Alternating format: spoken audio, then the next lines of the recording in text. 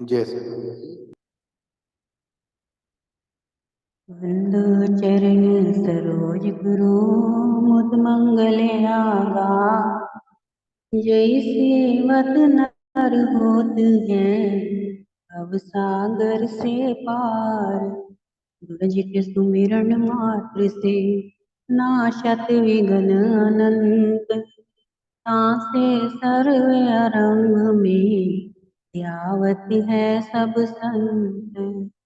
आप प्रगटे इस जगत में जीव काज सुधारने। शब्द नाव बनाए सुंदर दुखित जीव उबारने। नम्रता और दीनता से पेट सतगुरु लीजिए। मैं हूँ शरणागत तिहारी दास अपना कीजिए। मैं हूँ शरणागत तिहारी चरणों में रख लीजिए।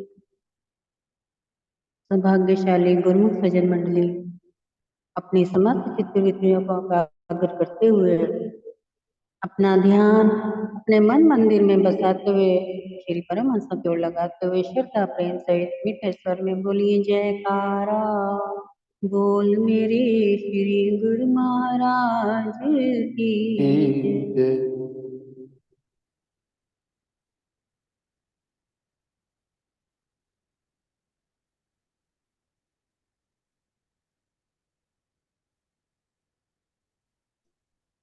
गुरुमुखो, कल के आपने सत्संग में जो कुछ भी सुना और जो भी अमल किया,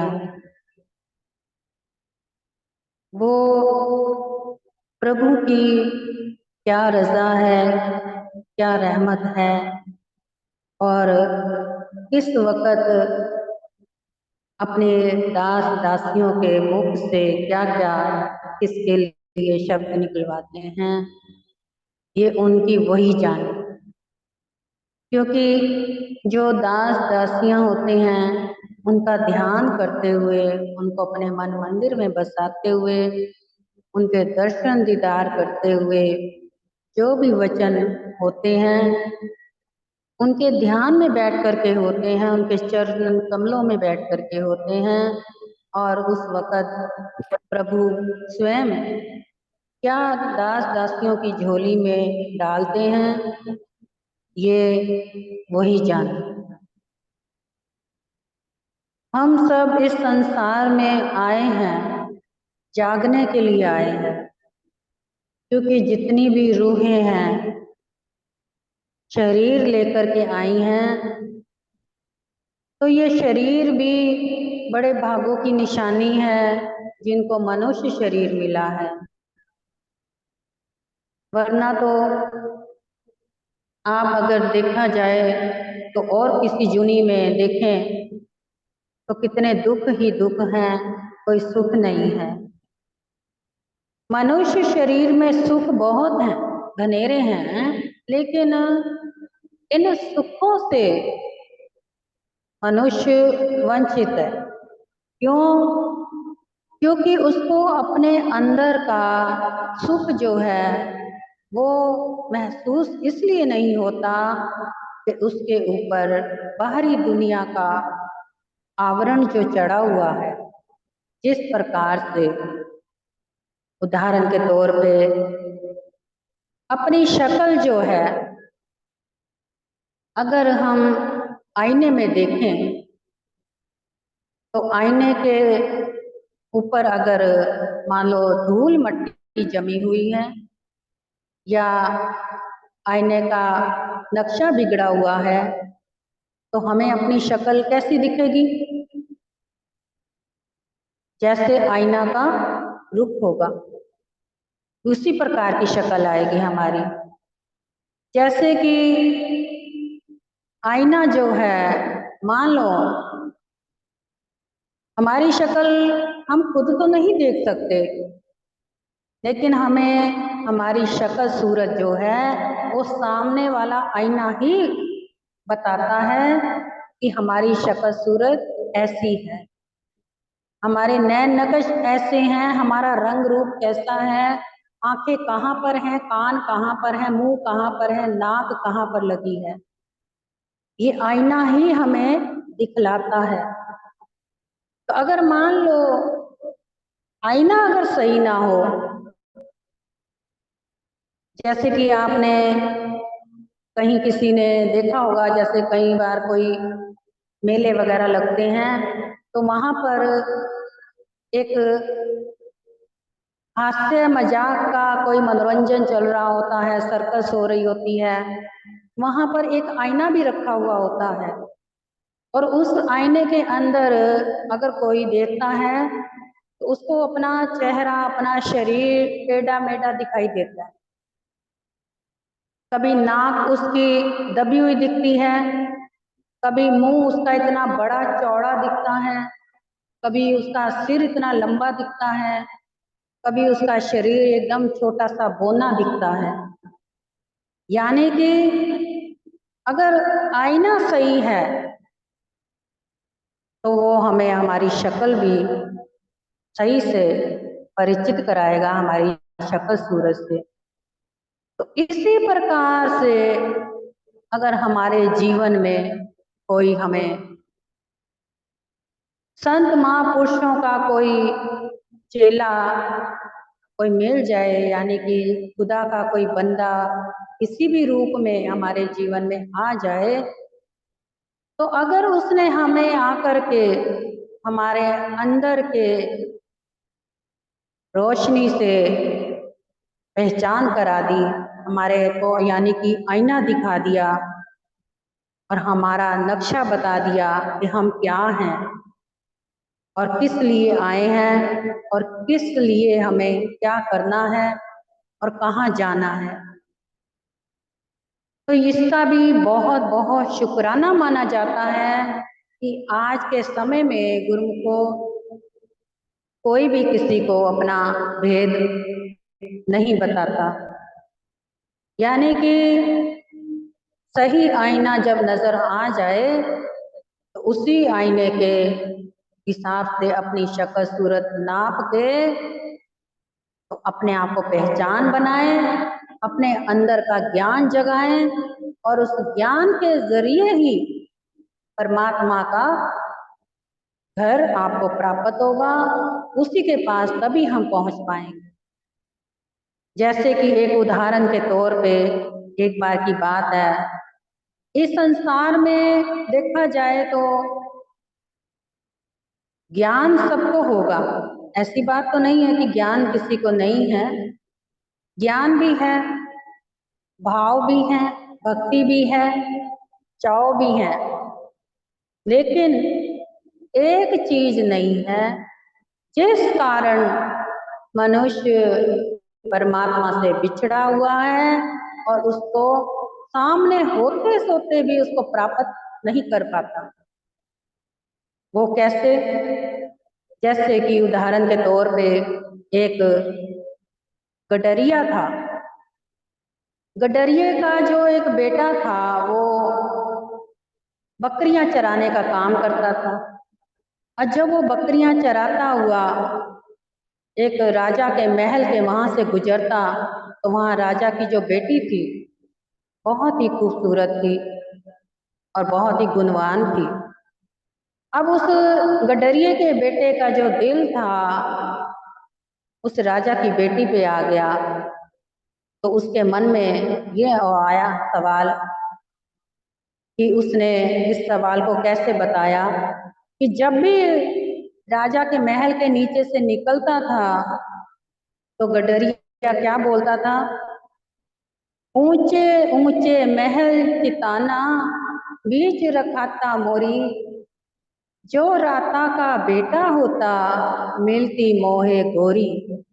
यानी कि ऊंचे ऊंचे महलों में काश मेरा ठिकाना होता और मेरी भी ऊंची हस्ती होती और मैं भी किसी राजे का बेटा होता तो मुझे भी राजा की बेटी जैसी गोरी प्राप्त होती। ऊंचे ऊंचे महल की ताना, बीच रखाता मोरी, जो राता का बेटा होता, मिलती मोहे गोरी। अब ये बात जो थी राजा की बेटी के कान में पड़ जाती। अब रोज जब वो निकलता, रोज यही उसको देख करके बोलता हुआ शेर अपना सुनाता और वहीं से निकल जाता। एक बार राजा की बेटी के मन में आया कि आखिर ये चाहता क्या है, जो ये रोज रोज इस प्रकार से शेर सुना करके यहाँ से निकल जाता है, ये चाहता क्या है, इसके मन में है क्या। उसने सोचा इसको जरा पूछा जाए, इससे जाना जाए इसके मन में क्या चल रहा है। राजा की बेटी उस गडरिया के, जहाँ गडरिया रहता था, वहां पहुंची। वहां गडरिया जो था थका हारा, बैल बकरियां चराते चराते थक जाता जैसे, तो वो सो गया नींद में। अब नींद में सो गया। राजा की बेटी जो थी उसके सिरहाने खड़ी होकर के उसको देखती रही और उसको बार बार जगाने की कोशिश करे। और जैसे ही उसको बार बार जगाने की कोशिश करे कि वही जागे तो मैं इससे पूछूं कि आखिर तेरे मन में क्या है, तू क्या चाहता है। जैसे ही वो जगाने की कोशिश करे, वो गडरिया क्या करे, बार बार जैसे उसको आदत पड़ी हुई थी ना भेड़ बकरियां चलाने की, तो भेड़ बकरियों को चराते चराते उसको आदत पड़ी थी हट हट छिक छिक, उसको आदत पड़ी थी ऐसे करने की। तो इसी प्रकार वो नींद में उसको ये लगा कि भेड़ बकरियां शायद कोई खुल गई हैं, वो मेरे को जगा रही हैं, मेरे को छेड़ रही, तंग कर रही हैं। तो वो उनको बार बार करता है हट हट चीख चीख। फिर राजा की बेटी जगाने की कोशिश करे, फिर उसको हट हट चीख चीख करके परे कर दे। हार करके करते करते दिन का उजाला चढ़ आया और राजा की बेटी अपने महल में वापिस आ गई। और जब वो वापिस आई तो उसके बाद फिर से वही गडरिया आया, फिर से उसके महल के नीचे आकर के गाने लगा, ऊंचे ऊंचे महल चिताना बीच रखा था मोरी, जो राता का बेटा होता मिलती मोहे गोरी। तो इतने में राजा की बेटी ने ऊपर से उसको कहा, उसने भी आगे से शेर क्या सुनाया जवाब में, मूर्ख रसिया जंगल का तू, मूर्ख रसिया जंगल के तू, क्या जाने बिरहा की चोरी, छी छी करते रात बीत गई, पास खड़ी रही गोरी। यानी कि मूर्ख जो जंगल की भेड़ बकरियां चरा रहा है, भला उसको प्रेम का बिरहा जो होता है उसके बारे में क्या मालूम कि प्रेम किसे कहते हैं। अगर तू ये सब जानता तो रात को तेरे को नींद नहीं आती। क्यों? क्योंकि तेरे सिरहाने सारी रात जिस गोरी की चाह में तू ये शेर सुनाता फिरता है, वो गोरी सारी रात तेरे सिरहाने खड़ी रही और तेरे को नजर नहीं आई। क्यों? क्योंकि तू बेहोशी की नींद में सोया हुआ, गफलत की नींद में सोते हुए भेड़ बकरियां चरा रहा था। तो यानी कि गुरुमुखो ये हाल हम संसारियों का है। हमें भक्ति भी करनी है, सेवा भी करनी है, प्रभु को पाने की अंदर से लालसा भी है, लेकिन हमारा जो ध्यान है वो संसार में बटा हुआ है। और जब वो परमात्मा किसी ना किसी रूप में हमारे सामने प्रकट होता है, हमें दर्शन दीदार देने आता है, जैसे आप सुनते हैं ना भजन में गुरुमुख कहते हैं, आजा हारा वाले उडिका मैनू तेरिया, सुनते हैं ना आप। कहने को तो भजनों में हर कोई कह देगा आजा हारा वाले उडिका मैनू तेरिया, या अखा तक तक तक गईया रा, कदों आएगा मेरा शाम सुहा। यानी कि ऐसी शब्द तो बोल लेते हैं सभी, लेकिन असली जो अंदर से बिरहा की आग लगी होती है, तड़प होती है, अंदर से प्यास जगी होती है अपने प्रीतम के मिलने की, वो उसको चैन से ना सोने देती है, ना खाने देती है, ना पीने देती है। तो वो जो चाह है वो जब जागेगी तो प्रीतम स्वयं मिल जाएगा, और वो चाह अभी तक जागी नहीं है। और वो चाह जगाने की खातिर ही हमें कोई ना कोई रब का प्यारा कोई ना कोई उसका संदेश लेकर के दास दासियों के रूप में, संतों महापुरुषों के रूप में हमारे सामने आता है, हमें चिताता है, इशारे देता है कि प्रभु यही है, कहीं दूर नहीं है, हमारे घट में है, बाहर नहीं है। आप बाहर मत भटको, अपने अंदर झांको, अपने अंदर देखो। जैसे कि कहते हैं, कस्तूरी कुंडल बसे मृग ढूंढे बन माही, मेरा साहे मुझ में बसे दुनिया जाने नाही। यानी कि जिस प्रकार से जो कस्तूरी होती है वो हिरण के नाभि में होती है, उसको खुशबू अपनी नाभि से आ रही होती है, लेकिन वो अपनी कस्तूरी को बाहर ढूंढ रहा होता है। वो सोचता है ना जाने ये खुशबू कहाँ से आ रही है, और उसी के पीछे पीछे वो भागता फिरता है। ये हाल हम सब गुरुमुखों का है कि वो हमारा प्रीतम प्यारा हमारे अपने अंदर बसा हुआ है। हमें जरूरत है उस आईने को, अंदर से धूल को साफ करने की। और धूल कैसे साफ होगी? जब तक से हमारा ध्यान अपने अंदर नहीं बसेगा। भले ही नाम जपे, भक्ति करें, सेवा करें, सत्संग करें, कुछ भी करें, लेकिन ध्यान अगर बाहर बटा हुआ है संसार में, तब तक हमारे से वो हमारा प्रीतम भी बिछड़ा हुआ है। जिस प्रकार से गडरिया जो था चाह रखता था गौरी को पाने की, लेकिन ध्यान उसका भेड़ बकरियों में था, और नींद में भी भेड़ बकरियों को ही याद कर रहा है। तो ये हाल हमारा। इस प्रकार गुरुमुखो, जहाँ तक हम जानते हैं कि शायद इस बात को आप समझ गए होंगे कि महापुरुषों के क्या इशारे हैं और हमें कैसी भक्ति करनी है, ध्यान की करनी है या संसार की करनी है, प्रीत लगानी है संसार वाली या ध्यान वाली। संसार से व्यवहार रखें, प्यार केवल अपने प्रीतम प्यारे से करें। क्योंकि जैसे कहते हैं ना कि हर वक्त आप अपने घर संसार में परिवार में कुछ भी करें, ध्यान अगर आपका अपने प्रीतम प्यारे के साथ जुड़ा है सच्चा, तो आपके जितने भी कार्य संसारी हो रहे हैं ना, उन सब कार्यों में आपका प्रीतम आपका संयोग बन करके आपका साथ देगा, आपको सही राह सही मार्ग दर्शाएगा, गलत राह से भटकने से बचाएगा, गलत संगत से बचाएगा, गलत कोई आपके ऊपर दुर्घटना होने वाली होगी उससे भी वो संभालेगा। इसलिए सच्चाई के साथ जुड़ें, झूठ के साथ ना जुड़ें। झूठ जो है आपको भटकाता हुआ आपके जीवन को नरक बनाकर रख देगा, जिससे कि आपका जीवन जो है इसका दुरुपयोग होते हुए हमारा प्रीतम प्यारा नहीं देख सकता। उसके अंदर यही हमेशा रहा है कि मेरी जितनी भी रूहें आत्माएं हैं ये सारी की सारी बिछड़ी हुई हैं, इनको अगर कोई मैं अपना दूत भेज करके इनके अंदर ज्ञान का चक्षु खोल दूं, तो ये उम्मीद है कि सारी रूहें जो मुझसे बिछड़ी थी वो एक ना एक दिन जरूर एक एक आकर के मुझ में समा जाएंगी और अपने प्रीतम का मिलन कर लेंगे। और जिस दिन हमारा मिलन हो गया ना, उस दिन हमारा जन्म सफल हो गया गुरुमुखो, क्योंकि मिलन से ही हमारा जीवन सफल होना है। वरना कोई सोचे कि हमने थोड़ी सी भक्ति कर ली तो हमारा जीवन सफल हो गया, ये वहम है मन का। इस वहम को निकाल दो।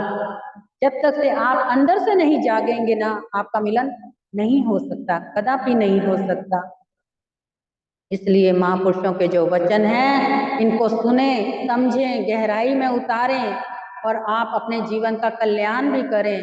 गुरुमुखो कहते हैं ना कि प्रेम सगा सोई सगा, आंडा सगा ना जान सका, आंडा सगा ना सगा, मात खड़े तेरे आंचले, वही प्रेम को बांध सका, वही प्रेम को बांध सका।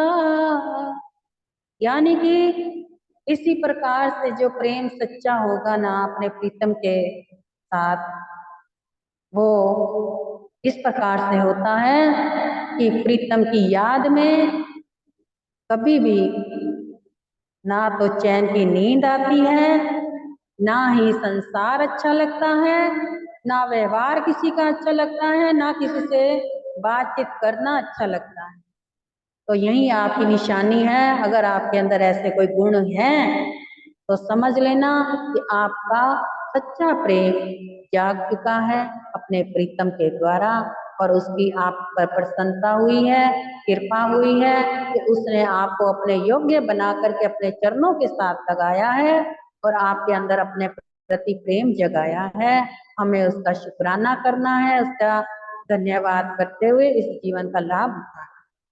बोलो जयकारा, बोल मेरी श्री गुरु महाराज की जय।